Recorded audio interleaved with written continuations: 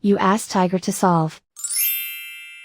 This deals with linear equations with one unknown. The final result is x equals -3. Let's solve it step by step. Group all constants on the right side of the equation. Subtract 1 from both sides.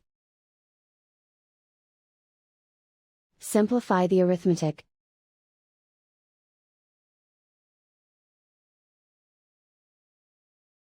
Isolate the x. Divide both sides by -2. Cancel out the negatives. Simplify the fraction. Move the negative sign from the denominator to the numerator. Find the greatest common factor of the numerator and denominator. Factor out and cancel the greatest common factor.